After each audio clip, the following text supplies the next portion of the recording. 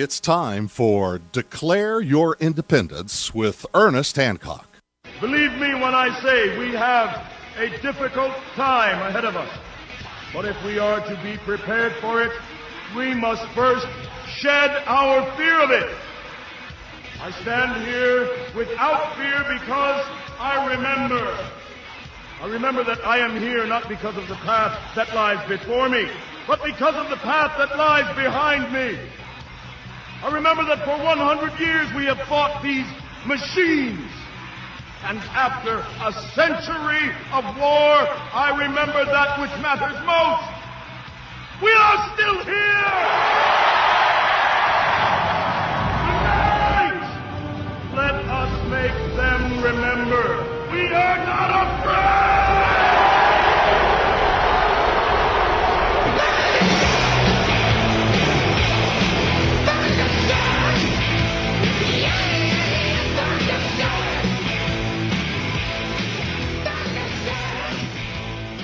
Yeah, welcome back to Declare Your Independence with me, Ernest Hancock, and I got my good friend Dean in studio with us, and we're just gonna have some fun. Now, let me tell you one thing that I wanted to make sure that we focus on today, the last day we're gonna be doing the show here in 2010. I have always been an optimistic person. I've always advocated for love. You know, making sure that humanity marches on and it's advocated as in its best light. Politics is not where you're going to find that, you know, but it does give you an opportunity to speak to the masses for on the cheap, you know, and that's all we've ever done. Now, Dean and I have been libertarian activists since back in the day. We've known each other since, what, 90? You know, I'm sorry, let me plug you in. I'm sorry, when? 1990. 1990, was that? Yeah. You know, so it's been a long time that we've been doing this. Now, I want to talk about, you know, I always go, people go, man, you're always talking about this space thing. The reason is because I think if they wanted to shut us down as a society, as a species, they have to stop us imagining. They have to stop us even contemplating what can be. Because that's where you have to, you know, you get on the ship and you go your months with your family, and you know, at least do you get space sickness as much as you get seasickness? Yeah, maybe. But I'm telling you what, man, I bet you that wasn't a good trip, you know, in these big wooden sailing ships. But you know, like that's not going to happen. Of course it is. Of course it is. This is what I want to talk about is there is a. Let me go ahead and pull these up so that you can see this. There we go. Boom. Rocketeers. Michael Belfiore wrote this book. Here, I got to show this to you. I don't think you've seen this. No, I haven't. Oh, now look at the table of contents. Okay. Now, what's in there is I started reading this last night. I want to read it. He's coming on, I think it's January 10th. Now, when we were doing the show in 2004, I think it was, or it was 2003, towards the summer of 2003, it was when it was announced that Burt Rutan was going to enter the private race for space. Now, in this book, it talks about all the people in there, you know, how a visionary band of business leaders, engineers, and pilots is boldly privatizing space. Now, what it really talks about is people my age, you know, we grew up seeing lunar landings and so on. And what was interesting is this gentleman that wrote this book, and he'd been covering space, you know, in his adult life for Popular Science and other magazines and so on. And he got access to a lot of these guys that are building hotels. There's 2 private space stations in orbit right now, Genesis 1 and Genesis 2. You never hear about them. There are 10,000 plus orbits already. You never hear about them. Why? Well, I got my speculation, but you know what has happened is, why was the space race such a big deal in the 60s? It was a collectivization of another excuse to spend money, and that's one thing, and it was just so bureaucratic, and it was to eliminate it from. They don't want us doing it. You know why? Because we got the high frontier, man. We get, we're up there. And what's the jurisdiction in space?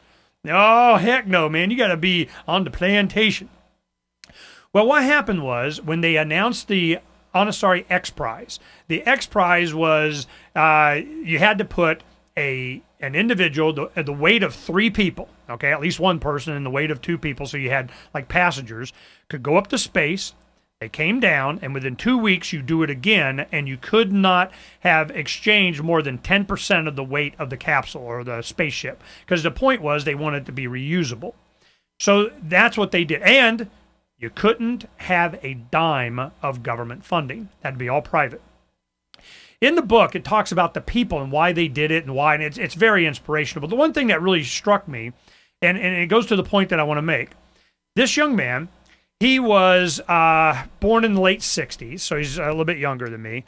And what happened, he's at a boys' club, a place he'd been many times, and he noticed up on the wall there was a picture of the man on the moon. I think it was Buzz Aldrin and Neil Armstrong. They both went together, right? I think it was both of them. They're on the moon, and it has them standing there, and he's going, this is before computer-generated imagery and all that kind of thing. He's looking at it, and he's staring at it like it's a real picture. And it reminds me of the scene from Dumb and Dumber, where he's in there, he's going, we landed on the moon. They had a frame thing on the wall. Oh, my goodness, this is big news. It was 8 years after it happened. As a young man, he didn't know that we had actually been to the moon, and he loved science fiction. I'm going, how is that even possible? Well, of course, he asked himself that question. How is it I did not know this? Where was I? I was out playing stickball or something when this was going on. I mean, and of course it happened after he was born, right after it happened. So he wasn't in the big hoopla at the time. So he's hearing about space shuttles and it getting named Enterprise and all that kind of stuff. But he didn't know that we had already gone to the moon, because by then it had already stopped. So he got interested. He's like, hey, man, this is what I'm going to cover. This is all I'm going to write about. And he became a technical writer for corporations and all this kind of thing. He always kept dabbling in this. He got the assignment to go and spend time with these people in the space race, and he got immersed. So he knows all these guys. Now, the reason I want to talk about this today is because last night, CNBC had a biography of Richard Branson, Virgin Records, Virgin Airlines, Virgin Telephone, Virgin, all this stuff. And it went on his history of, in the 60s, how he built up a magazine called Student Magazine, and then it went into Virgin Records, and he made his fortune, and he went up against British Airways that tried to put him out of business, on and on and on. 2 hours of this documentary, and it ended not mentioning that he's the billions behind Spaceship Two and the privatization of space. And they have already sold a bunch of tickets going. They're building the craft right now. We chronicle it here on Freedom's Phoenix. You go to space and exploration category in the archives on Freedom's Phoenix, and you'll see the history of all of this over the past 6 years. We've chronicled all of this. Falcon 9 is a private launch vehicle that can go to the moon right now. We've been Pal Gamble now. We've had live web streaming on Freedom's Phoenix. You click on it and you watch launches they were doing from the Pacific. Now they're at Cape Canaveral, where they're actually launching these rockets into orbit. Private. PayPal. The guy that, one of the big companies that are doing the lunar lander stuff and so on that's behind that, I think it's Armadillo, he is the money that was made because he came up with the video game Doom. Remember that? So, oh, yeah, man, yeah, I know Dean was a big Doom fan. So we have, some money. Paul Allen, which is the partner of Bill Gates, was the one that funded Spaceship One. So then Richard Branson came in. He's going, yeah, Virgin Galactic was formed. Right now, they've already broken ground on a spaceport in northern New Mexico. They're already building it. You never hear about this. Why? Because it doesn't serve the man. The space race then, served what? I'll give you an example. One of the examples in the book. We don't have time. When we come back, I'll tell you about that. And then Dean and I will talk about when we went to the Mojave Desert for the first private space traveler that went into space. We were there. They had all the signs. We went to the after party too with the billionaires. We'll tell you all about it. Michael's going to want to know about this too when he comes on. So I want to share this with you because the imagination soars Are you?